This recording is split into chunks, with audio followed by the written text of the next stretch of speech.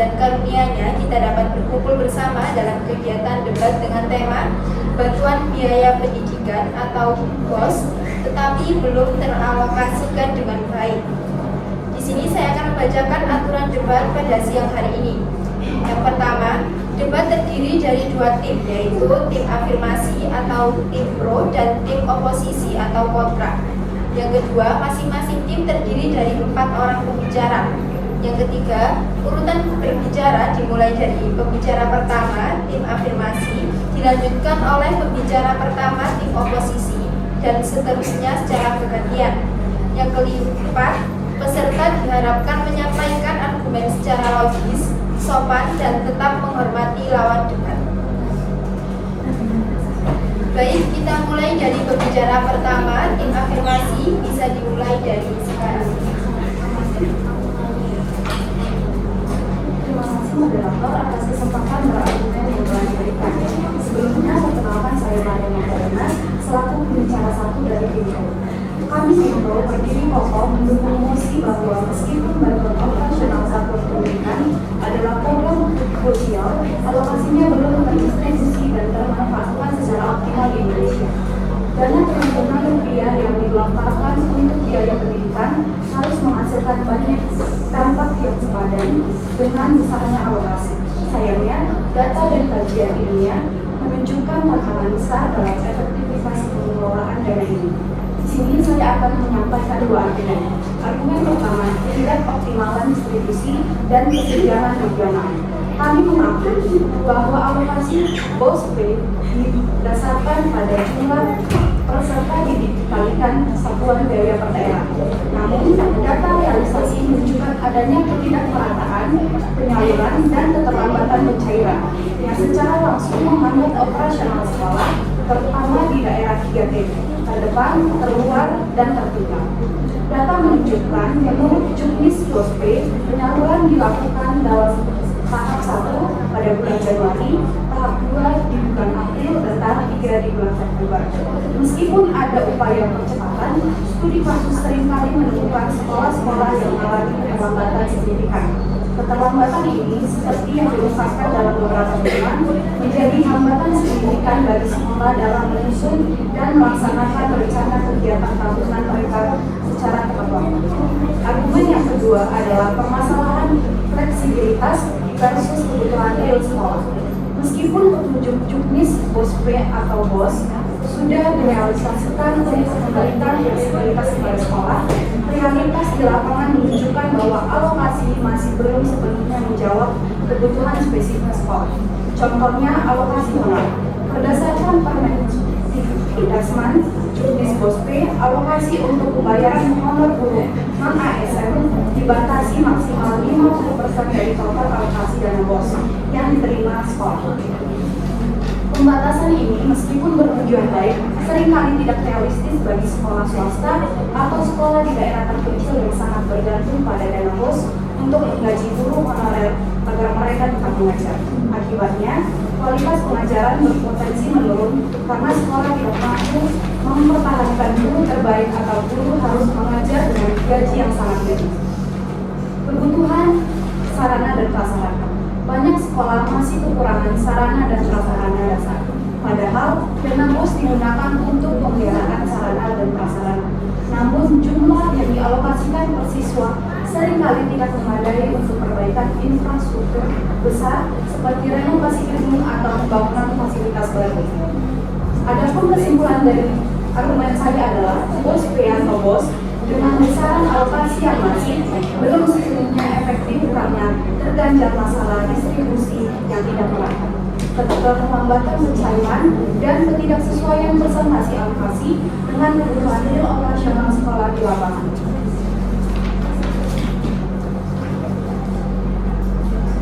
Baik, terima kasih kepada pembicara pertama dari tim afirmasi. Selanjutnya kami persilahkan pembicara pertama dari tim oposisi untuk menyampaikan argumennya. Mulai dari sekarang. Terima kasih moderator. Sebelumnya perkenalkan nama saya Tisyani Damasari dengan NIM 001. Saya akan menyampaikan argumen pembuka dari tim kontra. Pada debat debat kali ini kami dari tim kontra akan menunjukkan bahwa bantuan biaya pendidikan BOS dan BOS B sejauh ini telah dialokasikan dengan baik dan membawa dampak positif yang nyata bagi dunia pendidikan di Indonesia. Program BOS atau BOSC merupakan salah satu upaya strategis pemerintah yang berhasil menjangkau jutaan siswa, terutama di daerah tertinggal, sehingga membantu mengurangi beban biaya pendidikan keluarga dan meningkatkan angka partisipasi pendidikan.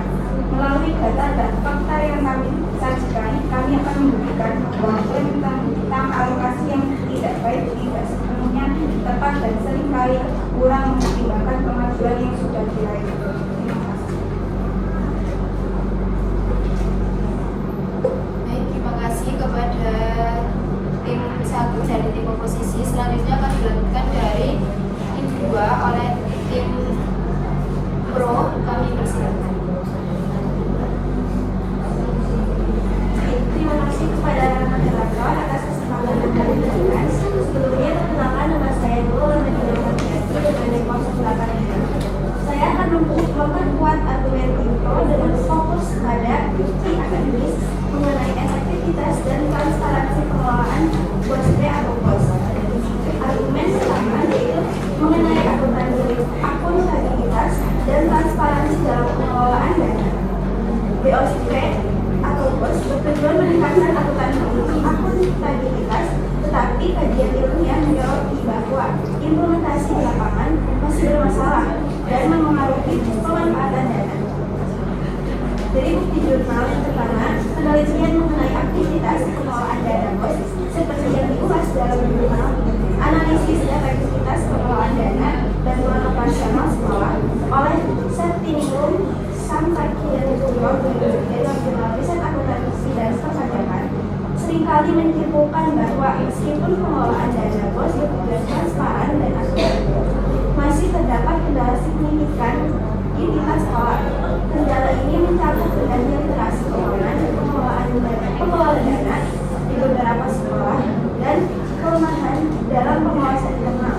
Dampaknya yaitu kelemahan akuntabilitas ini berpotensi menyebabkan penyimpangan alokasi dari peruntukan jenis. Jika akuntabilitas lemah, maka efektivitas pemanfaatan dana untuk peningkatan mutu pendidikan pun diragukan. Lalu argumen kedua yaitu efektivitas pengelolaan yang dipengaruhi kualitas SDM sekolah. Optimalisasi penggunaan dana BOSB sangat bergantung pada kualitas perencanaan atau RKS dan pengelolaan oleh pihak sekolah. Jika sekolah gagal merencanakan dengan baik, dana pun tidak akan termanfaatkan secara optimal.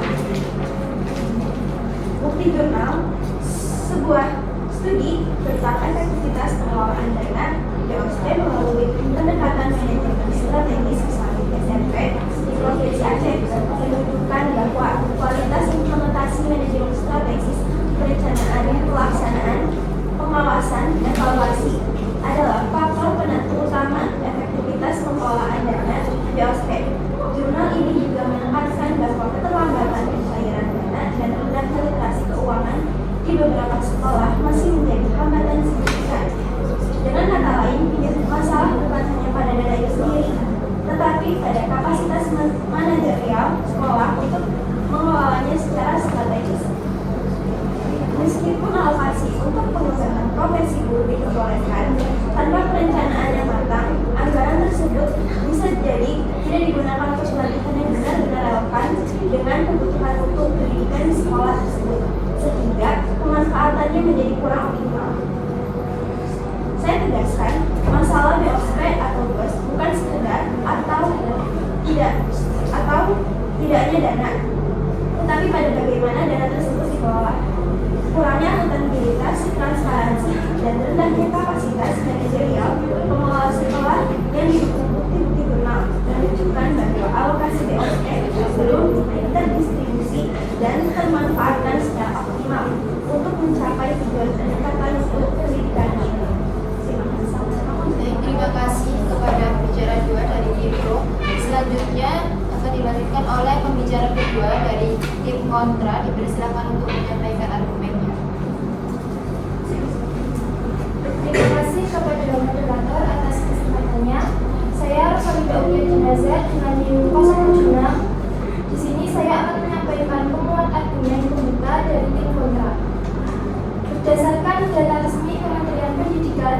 Pemberdayaan Riset dan Teknologi tahun 2023, dana BOS telah dialokasikan ke lebih dari 300.000 sekolah di seluruh Indonesia, mencakup hampir 50 juta peserta didik dari berbagai jenjang pendidikan, mulai dari SD hingga SMA atau SMK.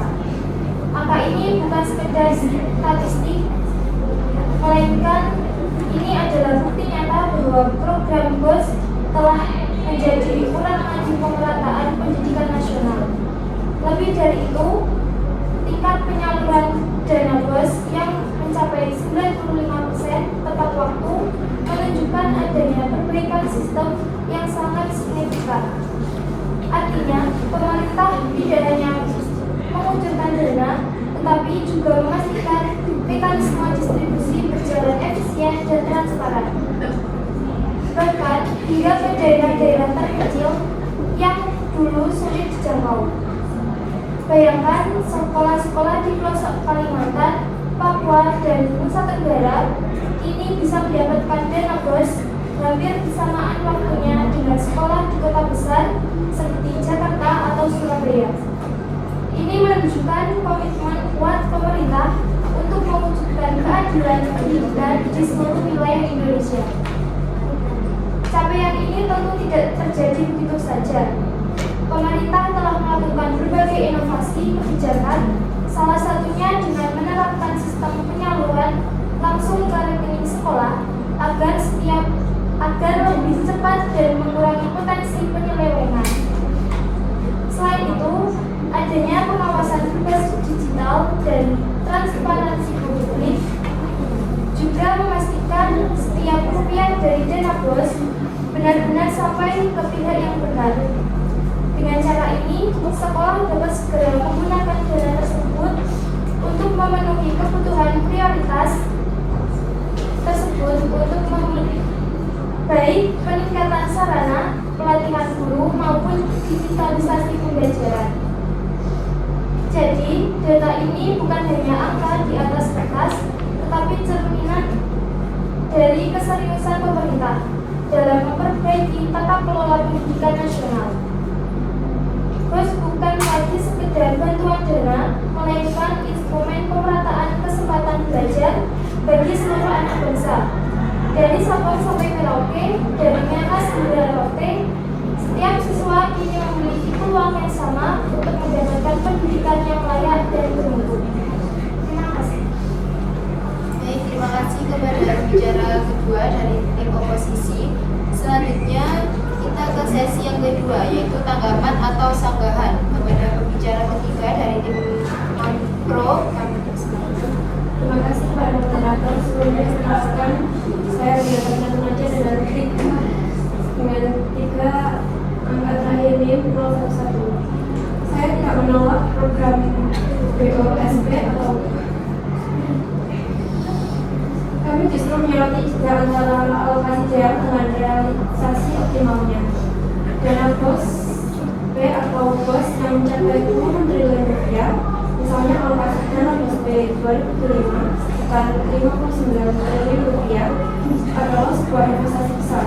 Namun, investasi ini akan sia-sia jika distribusi terlibat oleh proses birokrasi dan masalah geografis, pemanfaatan terhadap oleh regulasi persentase seperti honor yang tidak sesuai dengan kondisi real sekolah, terutama di daerah yang bergantung pada guru honorer.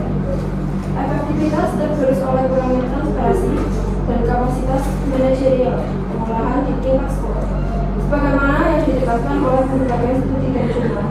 Oleh karena itu, saya menyimpulkan bahwa masih ini benar. Bantuan biaya pendidikan BOS B atau BOS belum teralokasikan dan termanfaatkan dengan baik. Buktinya di lapangan menunjukkan bahwa masih ada gap besar yang harus ditangani serius oleh pemerintah. Bukan hanya sekadar menambah jumlah alokasi, melainkan memperbaiki tata kelola dan meningkatkan kapasitas SDM pengelola keuangan sekolah. Baik, terima kasih kepada pembicara ketiga dari tim pro. Selanjutnya akan dilanjut dari pembicara ketiga dari tim kontra. Silakan. Baik, terima kasih kepada moderator. Sebelumnya, perkenalkan nama saya Aulia Lestari dengan NIM 3 digit terakhir yaitu 5. Saya akan menyampaikan argumen ketiga dari tim oposisi. Kita semua tahu bahwa selama ini dana BOS sering dianggap sebagai dana operasional biasa, dipakai untuk kegiatan rutin tanpa arah yang spesifik. Namun, kini pemerintah telah melakukan langkah strategis dengan membuat pengaturan khusus dalam penggunaan dana BOS agar penggunaannya lebih tepat sasaran dan sesuai dengan kebutuhan nyata di lapangan. Sebagai contoh, Kemendikbud kini memperbolehkan penggunaan dana BOS untuk kuota internet dan fasilitas digital, terutama bagi sekolah di daerah 3T. Kebijakan ini sangat penting karena masih banyak siswa di daerah terpencil yang tertinggal dalam hal akses pembelajaran daring maupun digitalisasi sekolah.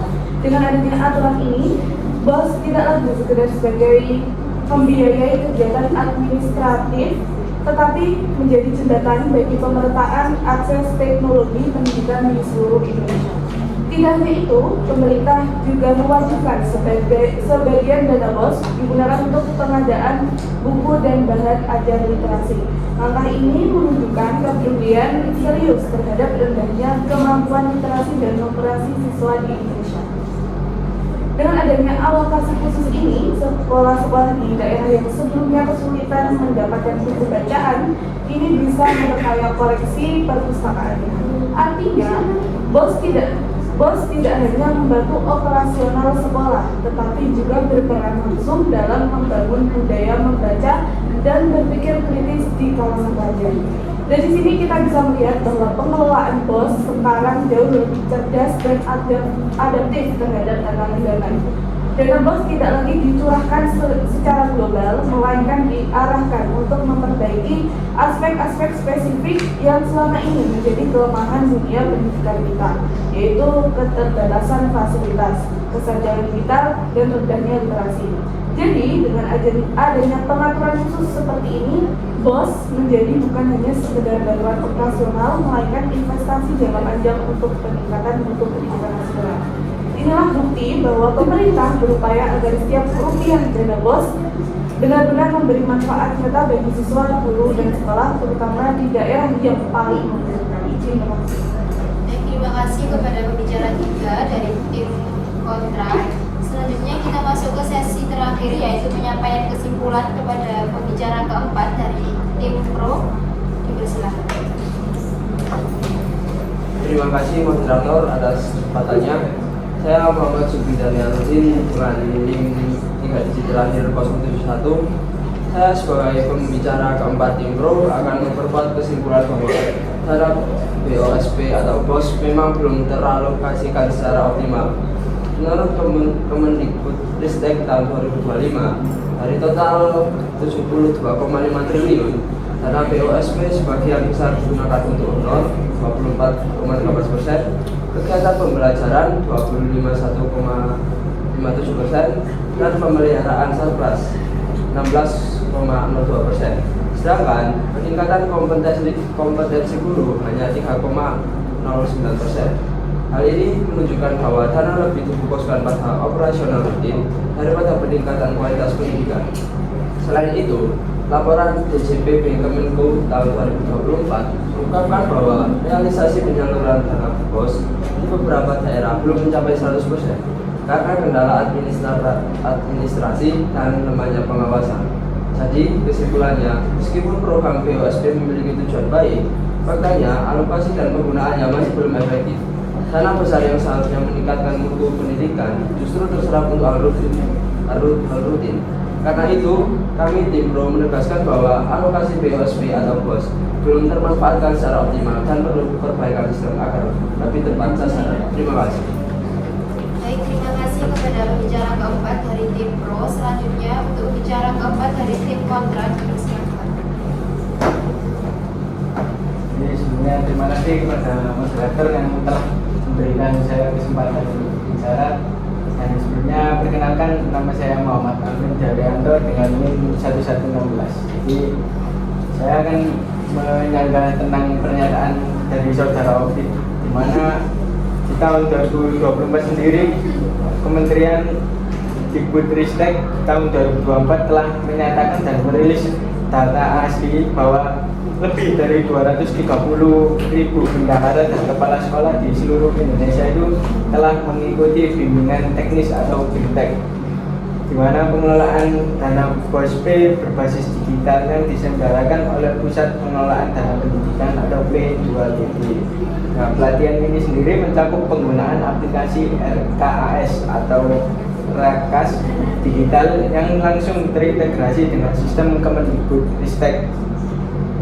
Untuk regulasinya sendiri dari kepala kita itu sudah ada undang-undangnya untuk mewajibkan pengelola dana sekolah itu berkompeten dalam pendidikan, di mana hal ini sudah diatur sendiri dalam Undang-Undang Nomor tahun 63 tahun 2023 pasal 12 disebutkan bahwa bendahara satuan pendidikan harus memiliki kemampuan pengelolaan uang yang memadai dan mengikuti pelatihan pengelolaan dana BOSP, yang dimana artinya sendiri secara hukum pengelolaan dana BOSP itu dilakukan oleh SDM yang tidak kurang lah, jadi pasti memenuhi kualifikasi. Nah, hal ini juga dibuktikan di lapangan. Contohnya SDM mampu mengelola dengan efisien dan inovatif sekolah-sekolah penerima BOS kinerja di tahun 2023-2024 itu menjadi bukti nyata keberhasilan pengelolaan dana secara efektif. Yaitu contohnya sendiri ada di SDN 3 Panjang Jawa Timur dan SMPN 1 Pri di Sulawesi Tengah. Keduanya meraih penghargaan nasional atas efisiensi dan inovasi penggunaan BOS dalam peningkatan mutu pembelajaran. Nah, jadi dengan kata lain, pengelola BOS ini ditangani oleh SDM yang profesional dan transparan dan akuntabel, sehingga klaim bahwa dana BOS tidak optimal karena SDM rendah itu sebenarnya tidak lagi relevan dengan kondisi faktual yang ada di lapangan saja. Terima kasih kepada pembicara keempat dari tim kontra. Demikian rangkaian debat antara tim afirmasi dan tim oposisi pada hari ini. Terima kasih kepada kedua tim atas partisipasi dan semangatnya dalam menyampaikan argumen yang kritis dan konstruktif. Semoga kegiatan ini dapat menambah wawasan, meningkatkan kemampuan berpikir logis, serta menunjukkan sikap saling menghargai pendapat. Saya sebagai moderator mohon maaf apabila ada kesalahan kata. Wassalamualaikum warahmatullahi wabarakatuh. Waalaikumsalam warahmatullahi wabarakatuh.